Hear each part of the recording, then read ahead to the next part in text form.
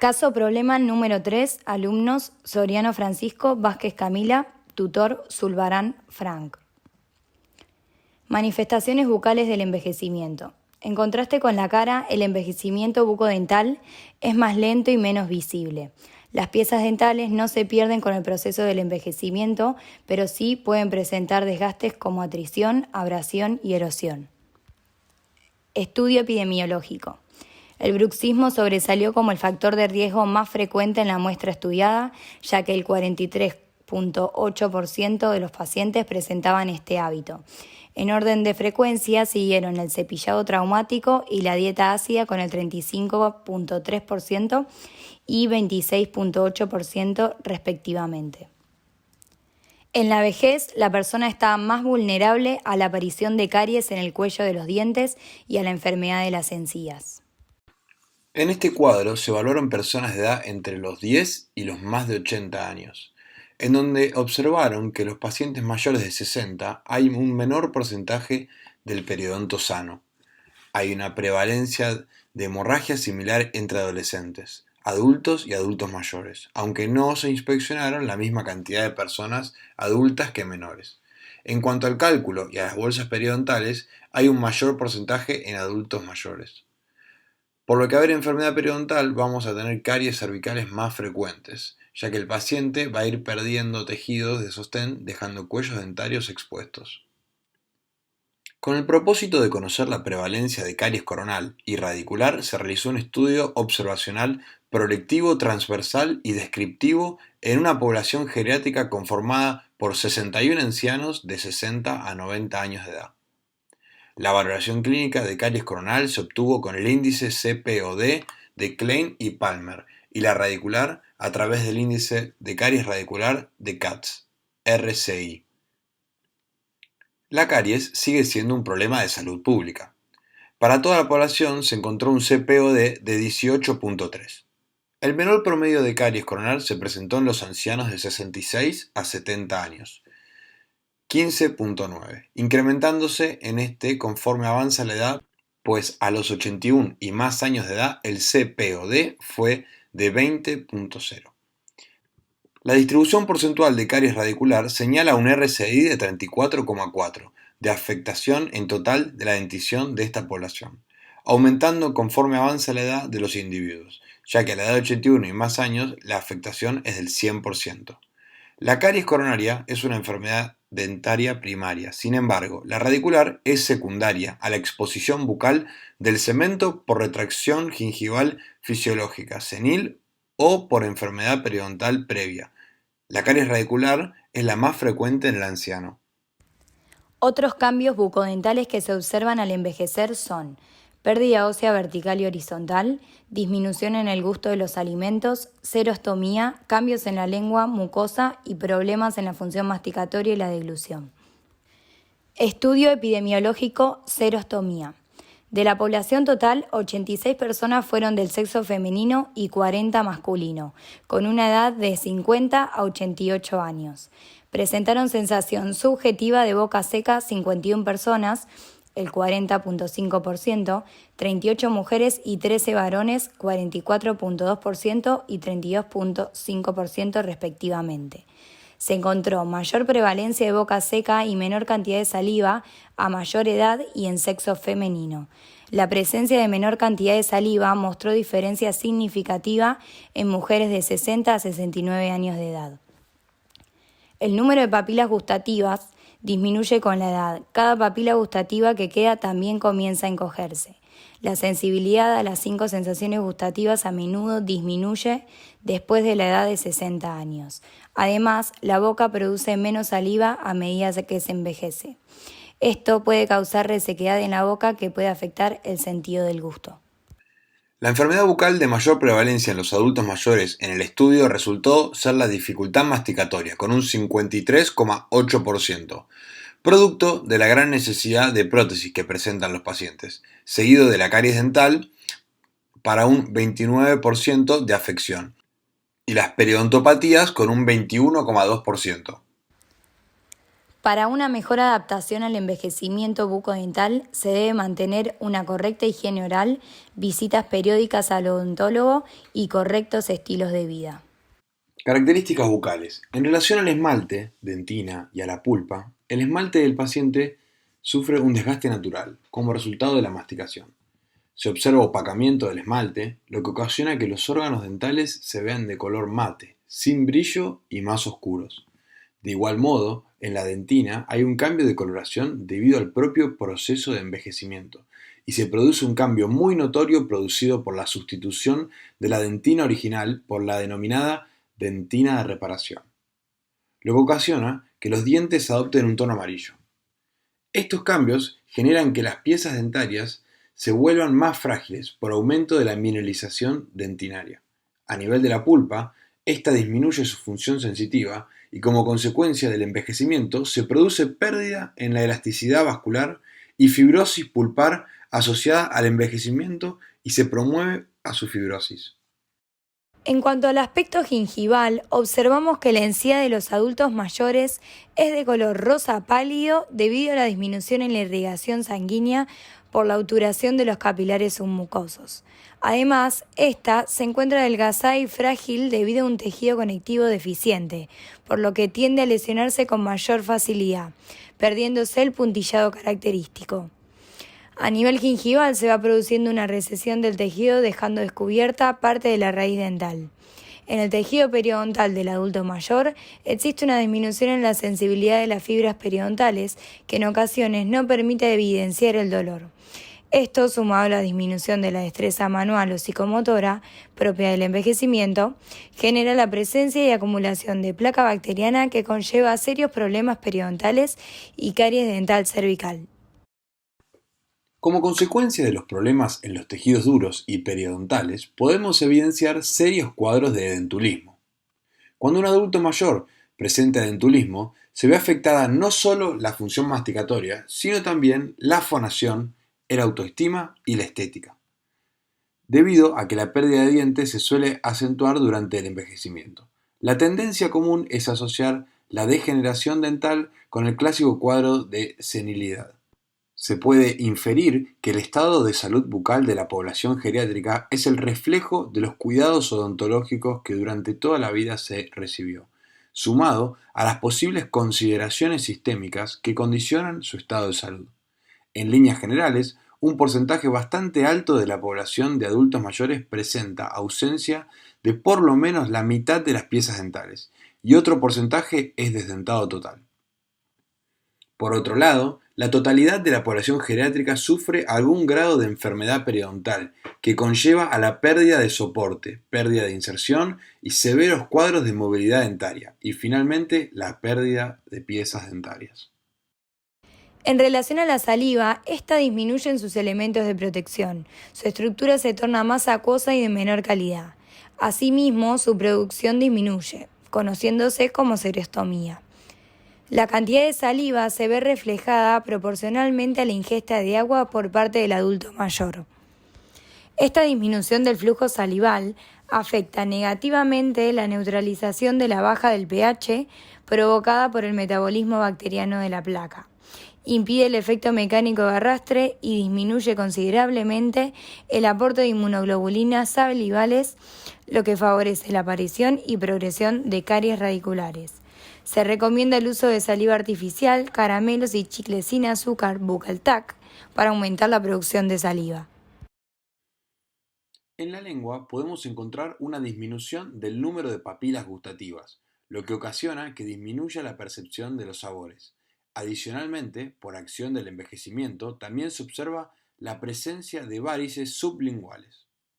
Estas son dilataciones tortuosas de las venas sublinguales que parecen estar muy condicionadas por la edad, ya que son relativamente frecuentes en adultos mayores. Articulación temporomandibular. Se produce una hipertrofia del cartílago por alteraciones degenerativas, así como aplanamiento de la superficie articular con reducción del tamaño del cóndilo mandibular, que produce mayor laxitud de los movimientos articulares. De igual manera, el disco articular tiende a perforarse con la edad, por lo que la actividad propioceptiva disminuye y afecta el control de los movimientos. A nivel radiográfico, se observan erosiones y alteraciones de la forma de las superficies articulares y reducción del tamaño del cóndilo mandibular, aumentando la posibilidad de perforación del disco articular, osteoporosis y quistes. La artritis puede afectar la articulación temporomandibular y dar lugar a la desnutrición de la articulación. Puede producir dolor al masticar, en el cual el paciente puede escuchar un clic, y hay limitación para abrir la boca. La degeneración articular puede producir un dolor único bilateral directamente sobre el cóndilo mandibular, que disminuye el rango articular del movimiento y provoca dolor al masticar. La ATM puede verse afectada por la artrosis, en general en personas de más de 50 años. Ocasionalmente, los pacientes informan rigidez, entumecimiento, rechinar de la mandíbula y dolor leve. La crepitación se produce por un orificio en el disco articular, lo que hace que los huesos froten uno con otro. En general, el compromiso articular es bilateral. Las radiografías y la tomografía computada pueden mostrar aplanamiento y osteofitos en el cóndilo, lo que sugiere un cambio disfuncional. El tratamiento es sintomático. El uso de un protector bucal durante la noche o el día puede ayudar a aliviar el dolor y reducir los sonidos de crepitaciones en pacientes con pérdida de dientes, en los que los maxilares se acercan más al morder. Por otro lado, algunos pacientes pueden presentar epulifisurado, que es una lesión hipertrófica de la mucosa bucal de base amplia localizada por lo general en zonas próximas a la prótesis dental.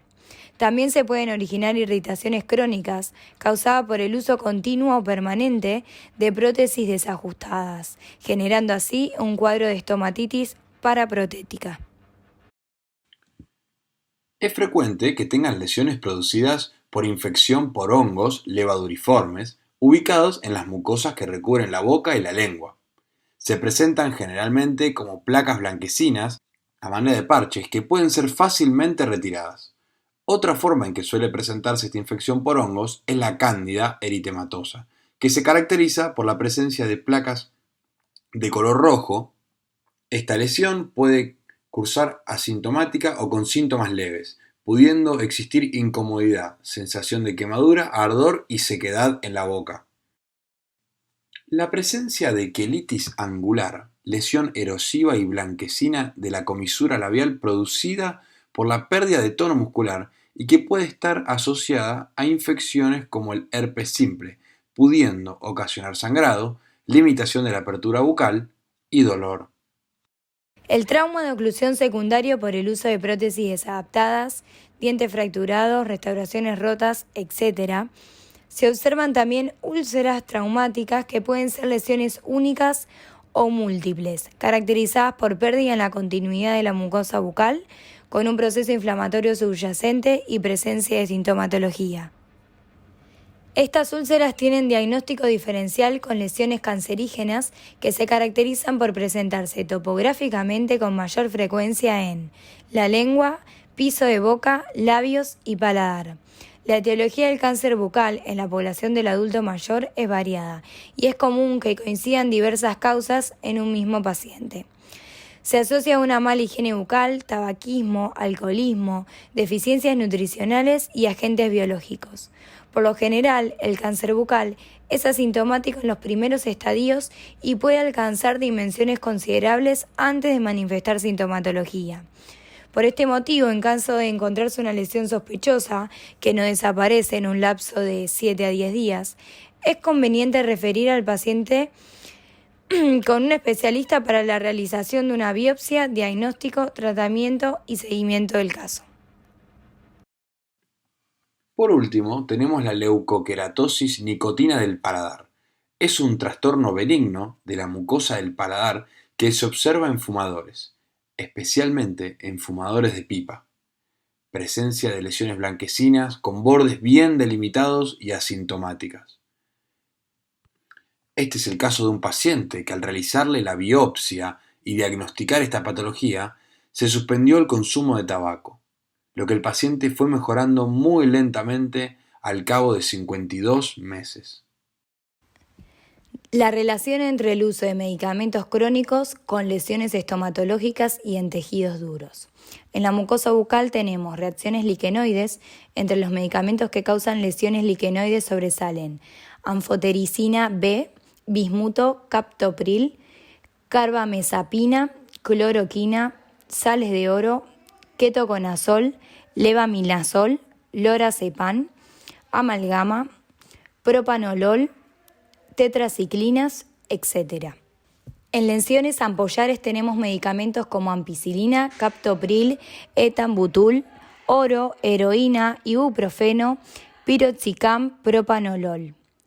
Las reacciones lupoides tenemos varios medicamentos como el cloropromacina, la hidantoína, sulfonoaminas y anticonceptivos orales. En estomatitis anafiláctica tenemos antibióticos, especialmente las penicilinas. En la estomatitis venenata tenemos acrílicos, resina, clorexidina. Y en candidiasis es por el uso prolongado de antibióticos, especialmente de amplio espectro. Relación entre uso de medicamentos crónicos con lesiones estomatológicas y en tejidos duros. En la encía podemos encontrar hiperplasias gingivales producidas por fármacos anticonvulsivos y los bloqueadores del canal de calcio como el nifedipino. También podemos encontrar hemorragias gingivales producidas por dicumarol, warfarina sódica y heparina. En los dientes podemos encontrar la caries, producida por el uso de medicamentos con alto contenido de azúcar, como los jarabes que contienen un importante porcentaje de sacarosa. Podemos encontrar pigmentaciones causadas por tetraciclinas y también encontrar abrasión y erosión. En las glándulas salivales podemos ver serostomía, cialorrea y agrandamiento de las glándulas salivales. En cuanto al sistema del gusto, la clorhexidina altera la función gustativa por su fijación con moléculas específicas de receptores de sodio en las papilas gustativas. Odontología en pacientes ancianos. Es conveniente diseñar los tratamientos desde los 5 aspectos que valoran la condición del anciano, propuestos por la escuela norteamericana que por sus siglas se resumen en OSCAR, refiriéndose a O, condición oral, S, condición sistémica, C, capacidad funcional, A, autonomía y R, realidad. Estos aspectos se valoran desde que se establece el primer contacto con el paciente y se obtienen no solo desde la elaboración de la historia clínica, sino también desde la observación de comportamientos y conductas específicas del paciente y de sus acompañantes. En cuanto a la condición oral, vamos a evaluar los dientes, las prótesis, el periodonto, el estado de la pulpa, la mucosa oral, la oclusión y la saliva. En la condición sistémica vamos a evaluar los cambios propios de la edad y el diagnóstico médico. En cuanto a la capacidad, vamos a evaluar la capacidad funcional como el cuidado personal, la higiene oral, el autocuidado, la facilidad de transporte y movilidad. En autonomía, evaluar la capacidad de dar su consentimiento informado o si tiene dependencia de los demás. Y en cuanto a la realidad, evalúa la priorización de la atención de salud bucal, las limitaciones financieras y su vida cotidiana. Los criterios mencionados anteriormente se deben organizar teniendo en cuenta 4 factores dominantes para enfocar las prioridades del manejo de las necesidades odontológicas en pacientes ancianos, que se caracterizan en su orden: función, patología, sintomatología y estética.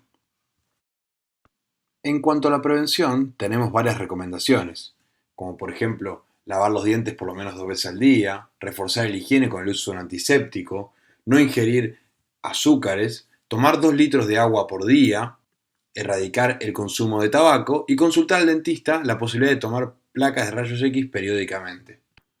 Los colutores de clorhexidina, ya sea de 10 ml al 0,2% o 15 ml al 0,12%, son efectivos en mejorar el control de la placa y salud gingival, cuando se usan en combinación con el cepillado, por cortos periodos de tiempo. En la población adulta, una revisión sistemática evaluó la efectividad de la aplicación de fluoruro en la incidencia y severidad de las caries radiculares. Los resultados de dos ensayos clínicos aleatorios, doble ciego, demostraron que la aplicación de fluoruro en la forma de pastas dentales de alta concentración o de cloruros tenían efectos positivos en la prevención de este tipo de caries.